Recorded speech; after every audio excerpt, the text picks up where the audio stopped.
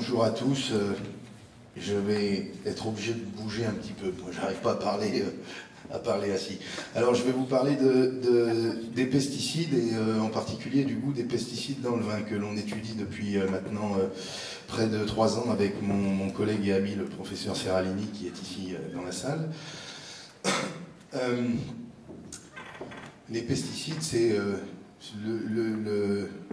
leur dénomination contient le fait que c'est le plus grand ennemi du vivant.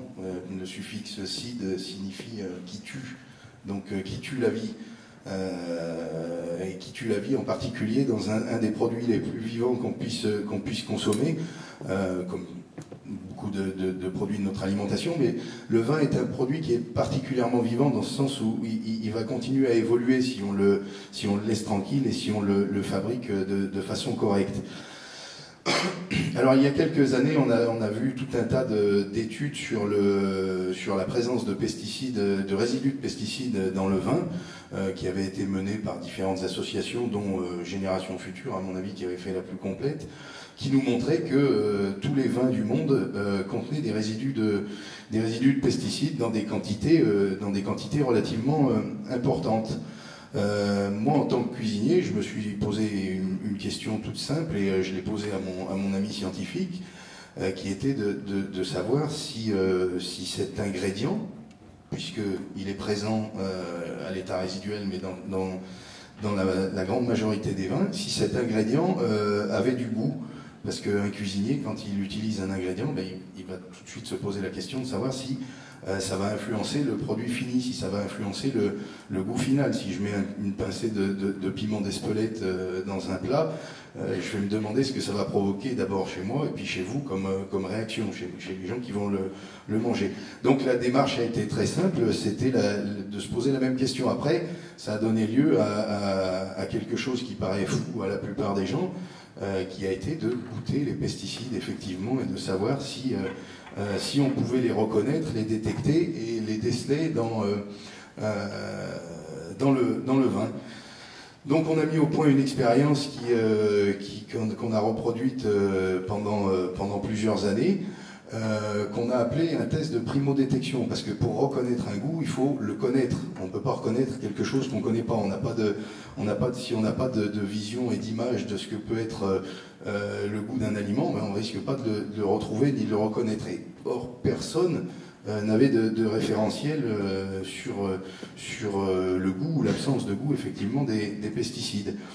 Donc on appelait ça un test de primo-détection. Nous, c'est simplement de voir si on peut déterminer un aspect gustatif ou sensoriel qui serait en lien avec ces résidus. Voilà, donc tout ça s'est tenu ici chez moi au Mas de Rivet à Barjac, dans le Gard, où effectivement on organise des séminaires avec le professeur et puis avec bien d'autres personnes qui s'intéressent à la sécurité alimentaire, qui s'intéressent aux perturbations de la santé par les pesticides. Donc voilà, qu'est-ce que c'est que ce petit bonhomme? C'est un homonculus, c'est la représentation sensorielle qu'on a de nous-mêmes, c'est-à-dire qu'on appréhende notre environnement en grande partie avec nos mains, mais aussi avec notre nez, notre bouche, notre langue. C'est une faculté qu'ont bien des animaux à reconnaître ce qui est bon pour eux et ce qui ne l'est pas. Nous, êtres humains, on a un petit peu perdu cette capacité à déterminer ce qui est bon pour nous ou pas, parce que si on l'avait encore de façon suffisamment marquée, on n'irait pas au McDonald's, par exemple, parce qu'on repousserait ce qui est de l'ordre du poison et ce qui n'est pas bon pour nous.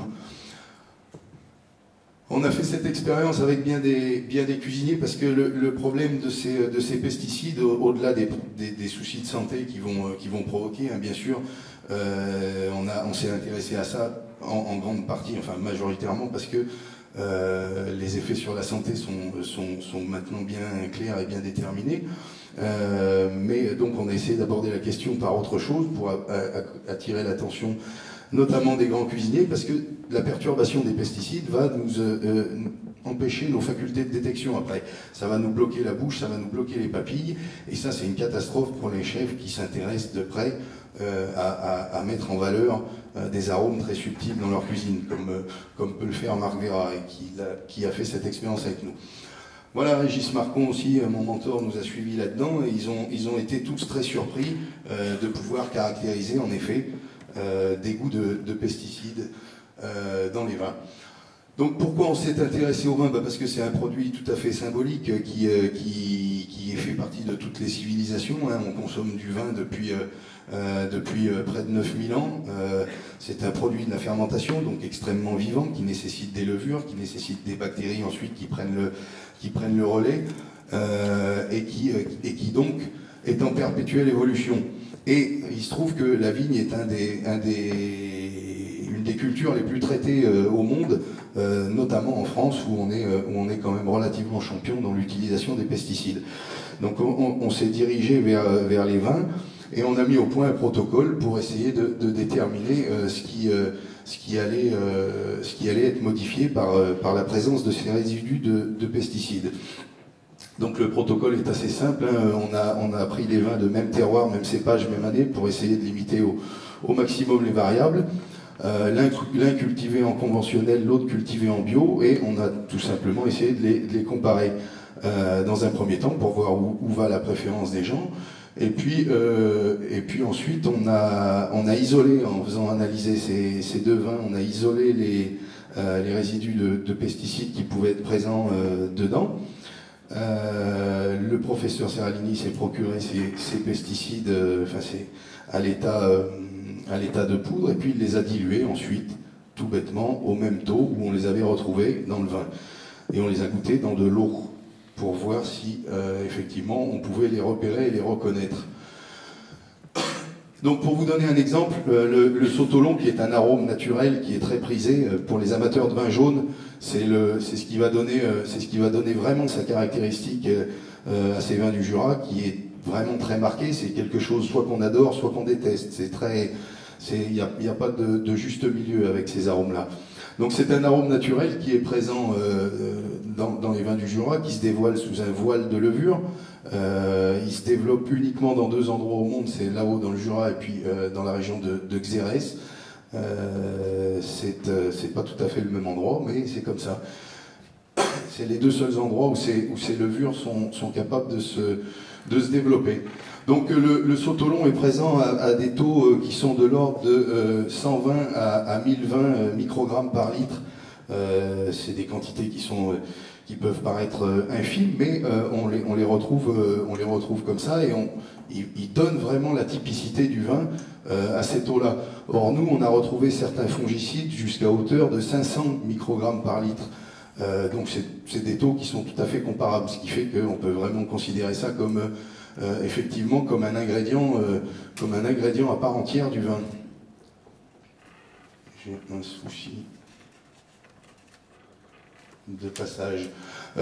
Il en va de même pour certains autres arômes naturels qu'on aime à retrouver dans les sauvignons par exemple, qui vont avoir des petits goûts exotiques, des petites touches d'agrumes qui vont amener une grande fraîcheur, que sont les thiols par exemple. Donc les thiols, avec des techniques modernes, on a pu déterminer qu'on les repère à des quantités qui sont de 0,07 ppb, ce qui est tout à fait infime, mais ils vont quand même conférer des arômes qui sont caractérisables. Donc voilà, tout ça c'est pour vous donner une idée des proportions. Nous on a trouvé des taux moyens de 293 ppb dans tous les vins conventionnels. Vous voyez que c'est pas anodin du tout quand certains arômes naturels sont repérables dès 0,07. Donc ça nous donne des taux de 9000 fois plus de pesticides que de certains arômes naturels. Donc on peut vraiment se demander si ça a du goût ou non. C'est ce qu'on relate dans ce petit livre qui contient un guide où on explique aussi le goût de chaque pesticide qu'on a trouvé. On a publié tout ça parce que c'est une étude qui, si elle peut paraître un peu folle, est quand même tout à fait sérieuse.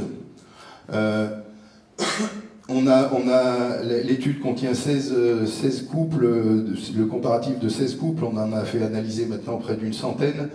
On a pu déterminer, avec une question toute simple, lequel de ces deux vins vous préférez, celui à l'aveugle, quoi.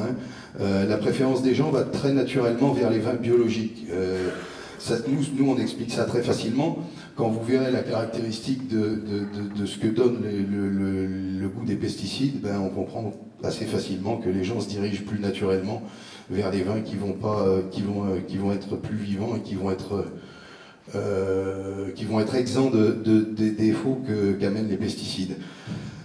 Alors cette première question, pour déterminer la préférence, on s'est appuyé aussi sur une étude américaine qui est sortie pendant qu'on faisait nos travaux nous-mêmes, qui montrait que sur une grande échelle de 74 000 tests de vin, la préférence du public va toujours vers les vins qui sont cultivés en bio, donc qui sont exempts de résidus de pesticides.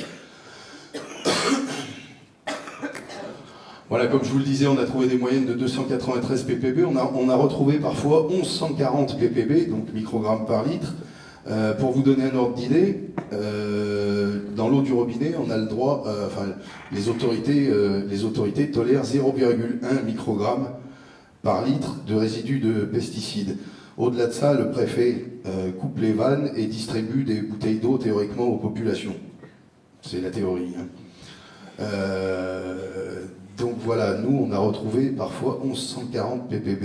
Ça veut dire 11 000 fois, 11 400 fois ce qui est autorisé dans l'eau du robinet.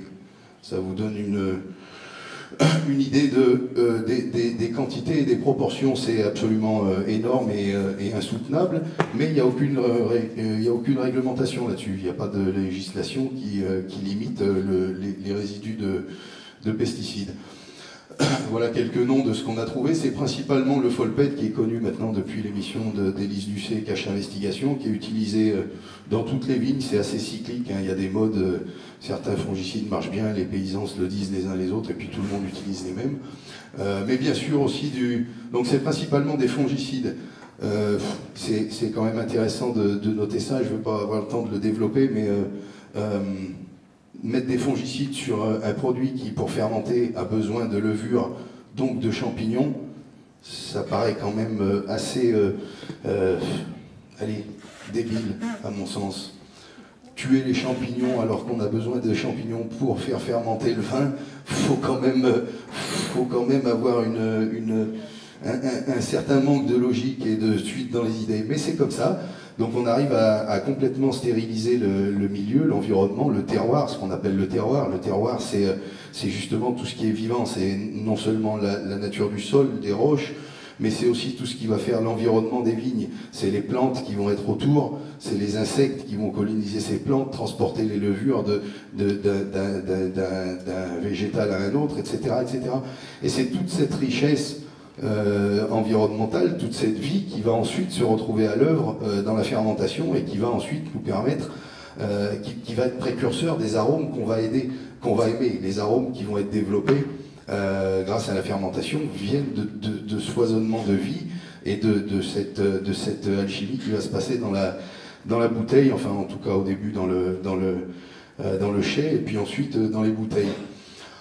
Donc les fongicides principalement, parce que notre grande hantise c'est le mildiou et l'oïdium. Alors au cas où il viendrait, c'est ce qu'on appelle les traitements systémiques. On pulvérise quand même des fongicides de l'ordre de 10 à 15 fois par an, suivant les années, les régions et les endroits.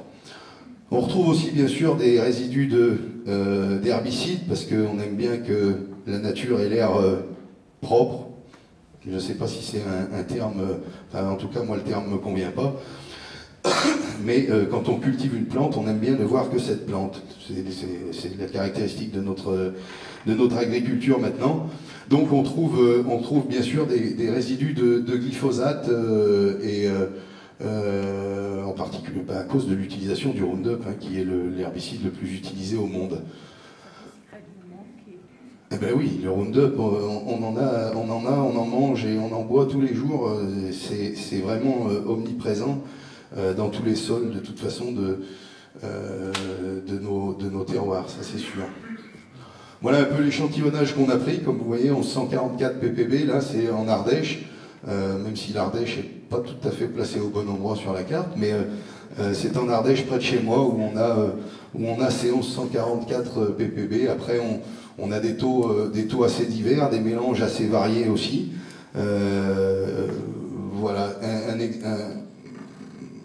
petit tour d'horizon des molécules et puis de leurs effets reconnus par les autorités. Donc on sait que les autorités ont souvent tendance à minorer les effets sur la santé de ces poisons. Mais voilà, si on fait le tour, toxicité cancérogène, enfin voilà, on a tout un tas de joyeuseté dont il est plus nécessaire de prouver les effets délétères pour l'humain. Le boscalide en particulier, qui est assez sympathique, on l'a retrouvé celui-ci dans un très grand pomerol, très prestigieux, parce qu'on entend souvent, il y a une idée reçue qui dit, voilà, c'est les piquettes qui sont des mauvais vins, qui sont mal faits, qui sont traités, qui sont pas bons. C'est complètement faux. Nous, on est allé chercher dans le domaine Rothschild un pomerol à 400 € et on a retrouvé des quantités faramineuses de boscalide. Ce vin est extrêmement bien noté chez Parker, est extrêmement bien noté dans tous les guides viticoles, et pourtant il contient un des pesticides qui n'est pas sans doute le plus goûtu, mais qui est un de ceux qui est le plus perturbant en bouche, qui va être brûlant, qui va être vraiment dérangeant, mais on y reviendra après. Voilà, sinon on a le phénexamide qui est aussi très courant et qui est un de mes préférés parce que celui-là, il a vraiment du goût. On dirait un petit bonbon Tagada. C'est un goût qu'on retrouve assez fréquemment dans le vin, mais jusque-là, on pensait que c'était dû à des levures, à certains cépages, etc. Mais c'est complètement dû à la présence de ce pesticide qu'on retrouve souvent dans des grosses quantités d'ailleurs, de l'ordre de 500 ppb. Voilà, donc on a goûté ces vins dans l'eau, ces pesticides dans l'eau, au taux exact, je vous le rappelle, où on les trouve dans le vin. On n'est pas fou furieux, on n'a pas goûté du Roundup, comme le disait le patron de Monsanto. Tiens, tout le monde peut boire un verre de Roundup, sans jamais l'avoir fait, bien sûr.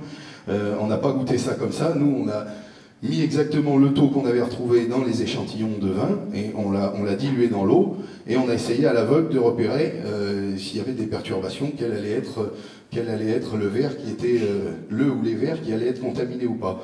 Donc on a des résultats assez marquants, 85% des professionnels de la vigne, du vin ou de la restauration, enfin des gens qui ont quand même ce qu'on appelle une gueule pour goûter, on a 85% des personnes qui retrouvent au moins un des pesticides, parce que tous n'ont pas les mêmes caractéristiques, tous, même s'il y a une trame assez générale, tous n'ont pas la même puissance, et suivant au taux où on les a goûtés, enfin voilà, il y a des variables, mais 85% on les détecte au moins une fois, et on est à peu près 58% d'experts à savoir les trouver à coup sûr, en gros, dans de l'eau, donc ça reste assez marquant.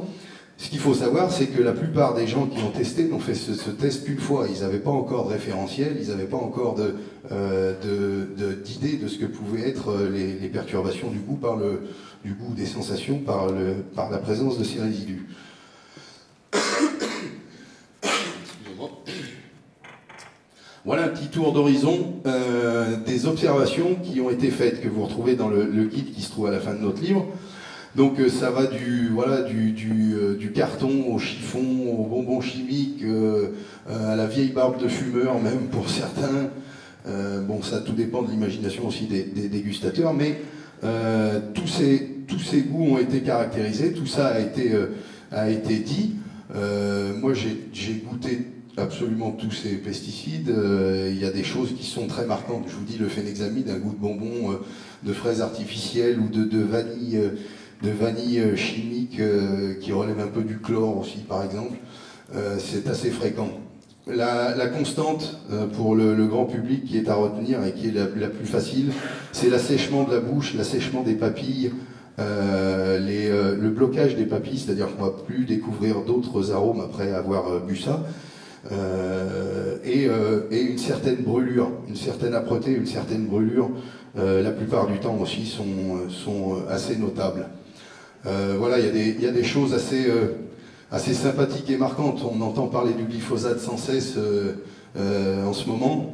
Alors le glyphosate, c'est le gros sujet. On se demande s'il est cancérogène, s'il ne l'est pas, etc. Moi, je l'ai goûté. Je ne sais pas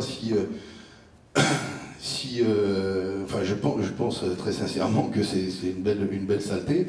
Mais la différence entre le glyphosate et le Roundup, vous savez ce que c'est? Le glyphosate, c'est la molécule qui est déclarée active par Monsanto, qui a été brevetée au début. Et le Roundup, c'est le produit fini qu'utilisent les paysans. Personne n'utilise jamais du glyphosate tout seul. Ça n'existe pas, c'est pas en vente. Tout le monde utilise du Roundup, ou alors, maintenant que le glyphosate est tombé dans le domaine public, d'autres pesticides qui sont composés de 40% de glyphosate maximum, et pour le reste, d'adjuvants aussi, ou de formulants qui sont dérivés du pétrole pour la plupart, comme le POEA qu'on a isolé et qu'on a goûté aussi.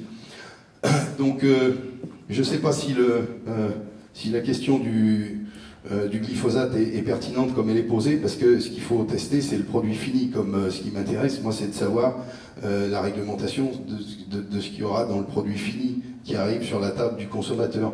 C'est un peu la même chose pour le glyphosate et le Roundup. C'est pas très utile de tester la toxicité du glyphosate, dans la mesure où personne n'en utilise jamais, alors que le Roundup, lui, est utilisé tous les jours. La différence en termes de goût, elle est assez marquante aussi, hein. Il y a un goût beaucoup plus pétrolier dans le Roundup complet. Donc on sent parfaitement le pétrole oxydé qui va être utilisé comme adjuvant. Voilà pour vous expliquer un petit peu comment ça fonctionne. Ça, c'est une vue de nos papilles, c'est les formes des molécules. Les formes des molécules chimiques de la chimie du pétrole, de la chimie de synthèse, sont assez proches des formes aromatiques normales. Hein. C'est des formes aromatiques naturelles, pardon.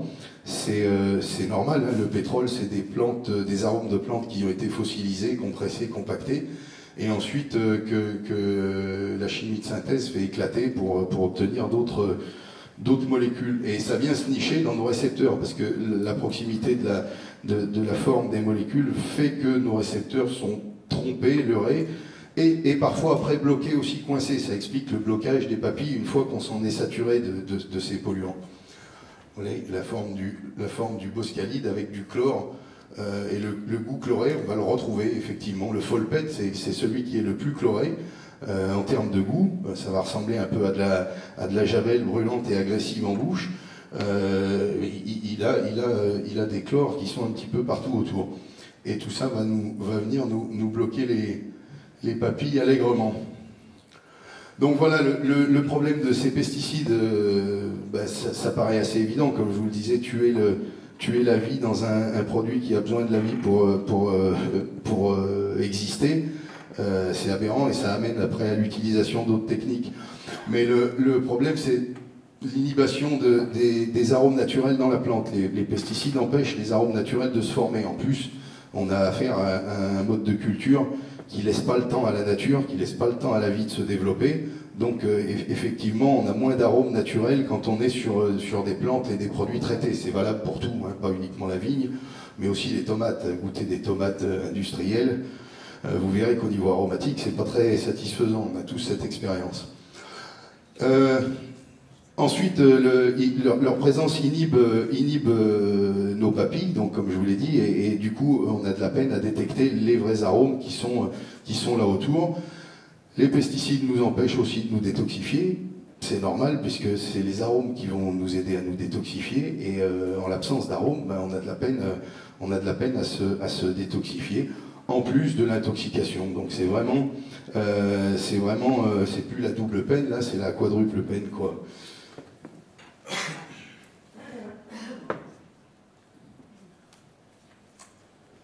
Donc voilà, on a 57% des professionnels qui reconnaissent ces goûts. C'est assez marqué, c'est assez marquant. Tout le monde peut apprendre à le faire, à mon sens. Il suffit de se créer un référentiel et puis d'avoir un petit peu d'expérience. Et puis plus on le fait, en fait, plus c'est facile à reconnaître et à déterminer. Et ça peut nous éviter tout pratiquement de nous empoisonner tous les jours, quoi, en déterminant ça. Moi maintenant, si vous me présentez du vin, en quelques secondes, je vais savoir si je vais le boire ou non, quoi, et je sais pourquoi je le boirai ou je le boirai pas. Voilà, on explique tout ça au Mas de Rivet, comme vous le disait Anne. On organise des séminaires qui ont ces thématiques-là, mais aussi sur les sols, sur la détox, sur la biodiversité, en mangeant bien et en essayant de garder le plaisir de consommer des produits vivants, des produits qui vont nous faire du bien et qui vont nous faire plaisir. Parce que le premier pas vers la détox, ça reste quand même le plaisir. Merci à vous.